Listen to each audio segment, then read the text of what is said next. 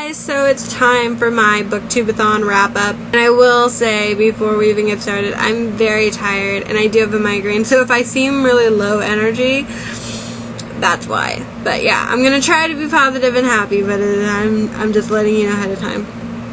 So, first and foremost, during the week I finished 4 of the 7 books I showed you in my TBR.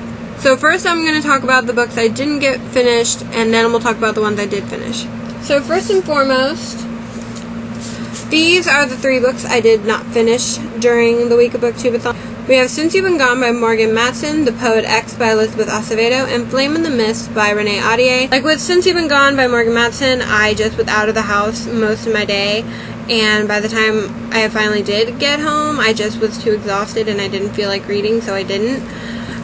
When it comes to The Poet X by Elizabeth Acevedo, same case, but also I mainly chose this because I knew it was poetry, but I think my brain didn't realize, like, it's kind of like Ellen Hopkins' books, where she writes in, like, poetry formatting, or even does have some sections that do sound like poetry, but it's still telling a full story. It's not like a poetry collection, which, if I'm being honest, I should have probably chosen one of my poetry collection books that I have instead of this, because this is technically a novel. It's a story about a girl named Xiomara, and I think I overestimated or didn't think about that when I chose this one.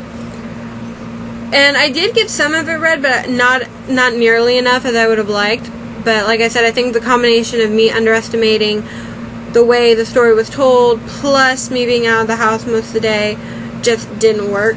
And then with Flame in the Mist, it was the simple fact that I worked really late that day, and by the time I did get home, I did read like 38 pages, but like I didn't absorb any of those. I don't remember anything I read in those 38 pages.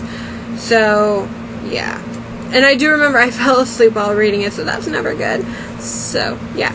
But I will say that I didn't get discouraged at all about any of these 3. It wasn't these books' fault that I didn't get them read. It was totally had to do with me and my schedule, and just my schedule did not work those days. It just didn't.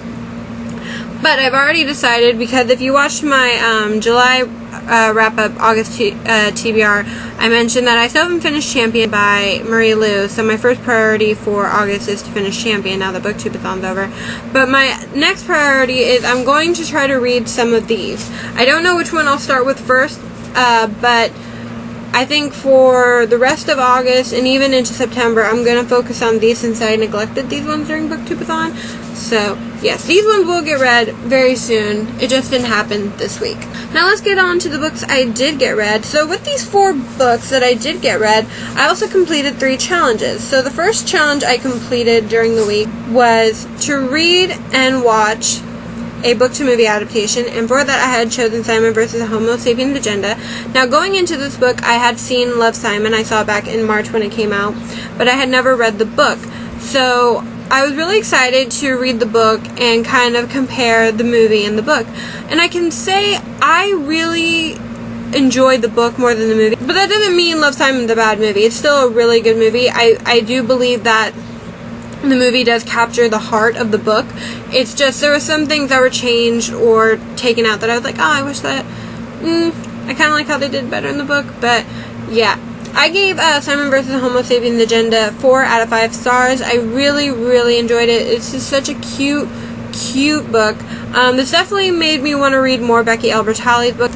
The next book I finished helped me complete my second challenge, which was to let a coin toss choose your first read of Booktube-A-Thon, and that was The Hate You Give by Angie Thomas. If you watched my TBR video, then you'll know that it was between The Hate You Give and The Darkest Minds. The Hate You Give won the coin toss, so I started reading it on Monday, which was the first day of Booktube-A-Thon.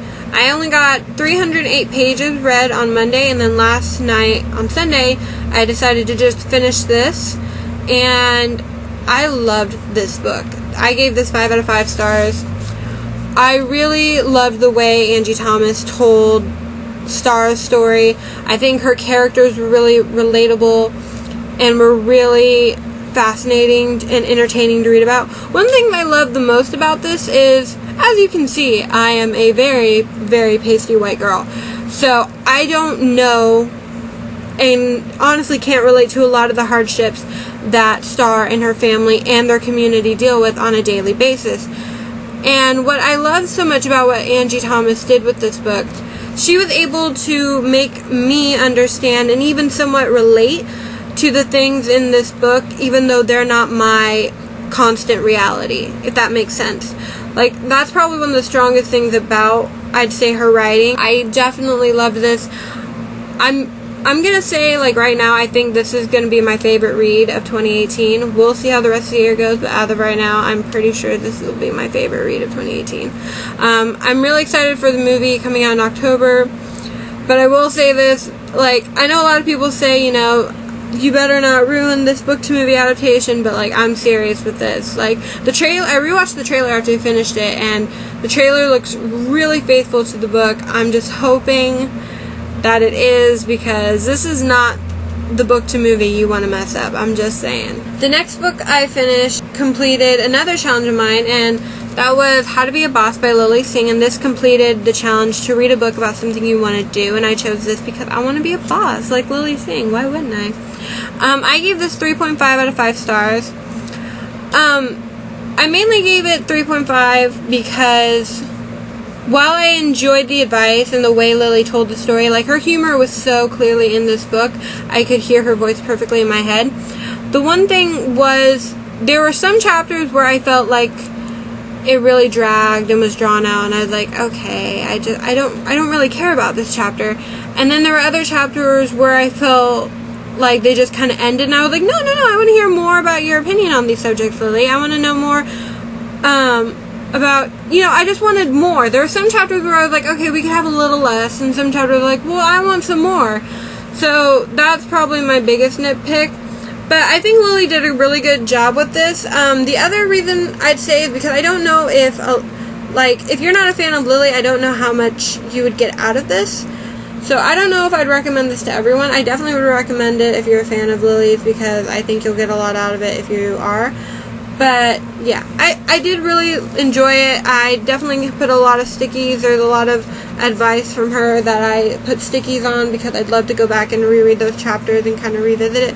And then the last book I read was technically supposed to be for yesterday's challenge, but since I didn't read 7 books, didn't complete the challenge. But I read Leah Michelle's Brunette Ambition. I became a fan of Leah through Glee, and I've remained a fan since then. I own her 2 albums, Louder and Places, which are amazing. You should listen to them. They're amazing. Just like with Lily, I gave this 3.5 out of 5 stars. And the criticism for it, I think, is the same. I don't know if Leah's book is very accessible to a broad audience. I mean, I feel like you do have to have an understanding of who Leah Michelle is before you read it. The other thing was, I wish Leah had chosen just one lane, I guess you could say, with this book, because it's like part autobiographical, part self-help. And while I enjoyed both aspects of the book, I also, there would be times where I'd like turn the page and I'm like, but no, I want to know more about you, Leah. I don't want to know about how you make your breakfast, you know.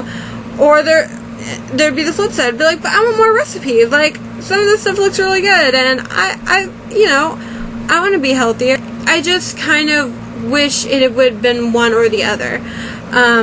Now, I don't know if like maybe Leah isn't ready to do a full autobiography, so she decided, because I think this came out in 2014, so I don't know if back then if, you know, she was ready to do a full autobiography, or if she had enough stories or life experience to do a full autobiography. I don't know, but I do think if you're a fan of Glee and you're a fan of Leah's, this is a must-have. I think you'll get a lot of cute stuff out of it. Like, just like with Lily's, there's a lot of stickies in here of things I'm like, I want to remember that. That's helpful, useful. So, quick recap. Finished these 4 books during Booktube-A-Thon, and did not finish these 3. So that was my Booktube-A-Thon wrap-up. I hope you guys enjoyed it. If you participated in Booktube-A-Thon, how many books did you get? Did you get any new favorites out of it, like I did with The Hate U Give and Simon vs. Homo Sapiens Agenda? I really do understand why they changed the name, because that is a mouthful. I had an amazing time this year. This is my second year doing Booktube-A-Thon. I should mention I did not do any of the Booktube-A-Thon video challenges, but I did do the Instagram challenges, so if you'd like to see the pictures I took for the challenges, link down below in the thingamajig. And yeah, like, favorite, comment, subscribe. Until next time, bye guys.